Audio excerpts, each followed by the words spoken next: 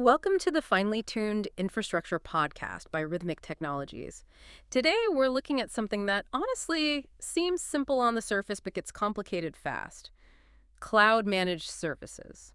We're drawing heavily from a really insightful piece on the blog by Rhythmic. It's called What I Got Wrong About Cloud Managed Services and Why It Matters by Kathie Clark. And she's got years in cloud professional services, but she had this big aha moment, realizing she'd misunderstood some key things. That's what we want to unpack our mission today, to really clarify the differences between these service models, dig into some surprising stuff about incentives, and hopefully help you navigate all this. Yeah, it's super common point of confusion Kathy describes. It's easy for buyers, to miss these critical differences when evaluating partners. And getting this right, it can make a huge difference to your company's operational efficiency, your budget predictability, Yeah. basically how smoothly things run. Okay, let's get into it. The blog starts with the model most people know: professional services. Classic project work, right? Clear start, middle, end. Success means delivering on time, on budget. Sounds good. But what's the hidden catch with that approach? Well, the really critical thing, the misalignment Kathy points out, is about what happens after the project. There's very little built-in incentive for the provider to care once it's done and they've been paid. Their job was the project delivery, not necessarily the long-term running costs or how easy it is for your team to manage day-to-day. So yeah, the solution works when they hand it over, technically. But maybe it costs way more than it should to operate or needs specialized skills you don't have planned because, long-term efficiency wasn't really the goal they were paid for. Just to be clear, Rhythmic does offer professional services for those kinds of specific projects, but it's really important everyone understands these underlying incentive structures. Okay, this is where the blog says things get really interesting. It moves to what many companies call managed services, but Kathy labels it prepaid professional services. Or maybe the bucket of hours model. You hear this a lot, right? You get 40 hours a month, use them or lose them. Yeah. What's the immediate red flag there based on what we just talked about with incentives? Yeah, the core problem, and Kathy really breaks this down well, is that providers in this model, they're kind of incentivized for things to break. Or at least they're not penalized for it. Think about it. They get paid the same base amount, whether your infrastructure is perfect or, metaphorically catches fire every day. Right. Actually, if it does catch fire, they often make more. Let's walk through the math Kathy uses. Scenario A. Everything runs perfectly. The provider maybe spends a couple of hours checking things. Minimal effort. Yeah. But they still collect, say, $10 for those 40 hours. High profit for them. And you, the customer, you're suddenly trying to find small tasks or projects just so those hours don't go to waste. Right. You feel like you have to use what you paid for. Exactly. Now, scenario B. Things are constantly breaking, emergencies pop up, your 40 hours are burned through by week 3. So now any extra work needed in that last week, that's billable overage, maybe at $250 an hour.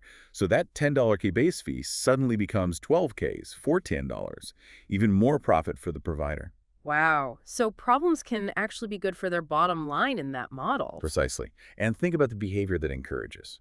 Why spend extra time building something super robust, something designed to last 10 years without issues?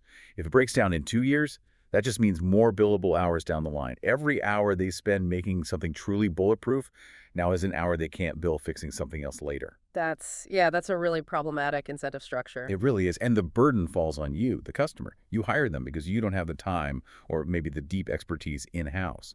But this model forces you to constantly manage their time, trying to get value out of those prepaid hours. It's a distraction. Okay, so if that model is flawed, what's the alternative? What does a true partnership look like? The blog introduces Rhythmic's model as true managed services and says it flips the whole thing around.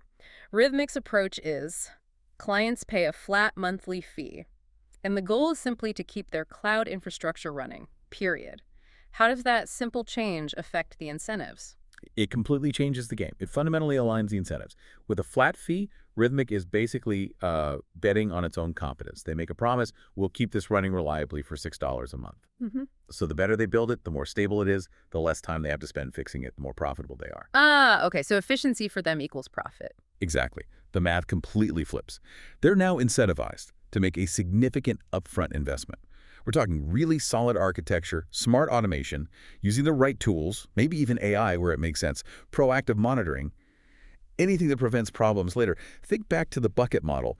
If a well-built system only needs, say, 10 hours of actual attention a month versus a messy one needing 50 plus, under the flat fee model, those 40 saved hours, That's pure profit margin for Rhythmic. It rewards good engineering. And that scales, right? Absolutely. As Rhythmic grows, this efficiency compounds. One skilled engineer can manage maybe 10, even 15 well-architected automated environments compared to struggling with just like 3 poorly built ones that constantly need firefighting. So for the listener, for you, what does that mean day to day? The obvious one is predictable pricing. The blog mentions everything's pretty much in scope. Even something like a cut over at midnight isn't a surprise bill. It's just sort of steady. Exactly. Predictability is huge. But it's the aligned incentives that are really powerful. Rhythmic gets paged at 3 a.m. if things break. Not you. So you better believe they are highly motivated to build things that don't break at 3 a.m. Yeah. Makes sense. They're big fans of sleep, as the blog says, for you and for them. That drives a proactive, preventative culture. And what about advice? Does that become an upsell? No, quite the opposite. Good advice is included because good advice prevents problems. And preventing problems is cheaper and therefore more profitable for Rhythmic than fixing them. It's far better for them to spend, say, 30 minutes advising you against doing something risky or costly than spending 10 hours cleaning up the mess later. The blog gives a great example. Rhythmic advised a client not to do a quick fix that looked easy, but would have added like $10,000 a month in unnecessary AWS costs. They spent an hour showing a better way. In the old models, that's maybe lost billable time. In Rhythmic's model, that's just doing their job effectively, preventing future headaches, and actually being more profitable long term. Okay, that leads to this idea Kathie Clark puts forward in the blog, success is invisible. That sounds a bit counterintuitive. What does that actually mean for a business using true managed services? It means shifting how you think about success. It's not about big visible projects or dramatic saves. It's the absence of drama. Success is when nothing happens, when there are no problems, when your systems just hum along reliably in the background, when your internal team can almost forget the managed service provider exists because everything just works. So no news is good news, basically. Exactly. It frees up your team completely to focus on your core business, your product, your customers, not worrying about infrastructure uptime. Kathie uses this really powerful analogy in the blog. Managed service is really insurance with benefits. Insurance with benefits. Okay, explain that. Well, like car insurance, right? You pay for it, hoping you never actually need to make a claim. That's the core promise, protection against disaster. But a good, true managed services provider, like Rhythmic, acts like an insurer who also proactively changes your oil, rotates your tires, texts your service reminders. All included. Preventative maintenance. Precisely. They do it because preventing the expensive claim, the big outage, the security breach, is way cheaper for them than dealing with the fallout.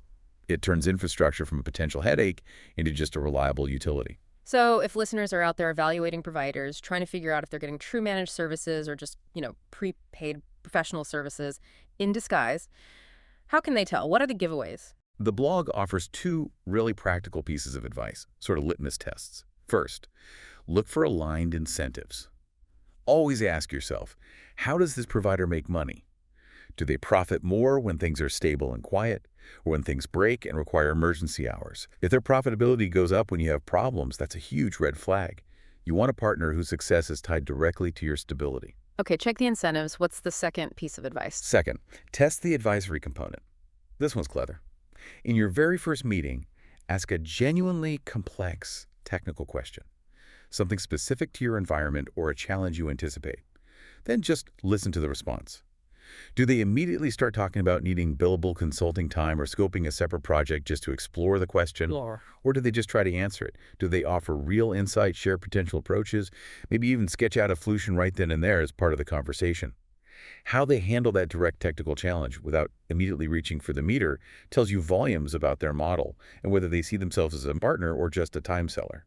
That's a great practical test. So pulling it all together, what's the big takeaway here? Why does getting this distinction right really matter for your business strategy? It fundamentally changes how you interact with your infrastructure and your partner. You shift away from constantly managing hours, worrying about overage, second-guessing tasks, and move towards a predictable, stable cost for a reliable outcome.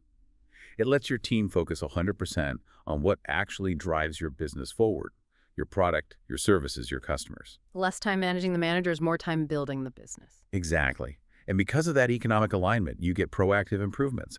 They want to make your architecture better, more secure, more efficient, because it benefits them too. You get preventative measures, not just reactive fixes. They're incentivized to stop costly mistakes before they happen. It really boils down to choosing between a vendor who might profit from your problems versus a partner who is financially invested in your success and, frankly, your peace of mind. Yeah, the blog puts it really well. True managed services isn't about selling time, it's about selling outcomes. Specifically, that outcome where nothing bad happens and you can focus on your actual business. Hmm. So maybe the final thought for you, the listener, is this. The question isn't if you need help with cloud infrastructure, but how you want that help motivated by the clock ticking on billable hours, or by a shared interest in preventing problems altogether. And once you really grasp that fundamental difference in incentives, as Kathie Clark did, choosing the right partner becomes a whole lot clearer. Well, thanks for tuning in to the Finely Tuned Infrastructure podcast by Rhythmic Technologies. Just as a heads up, this discussion was put together with some help from AI. For the original blog post by Kathie Clark and a lot more insights, you can check out rhythmictech.com.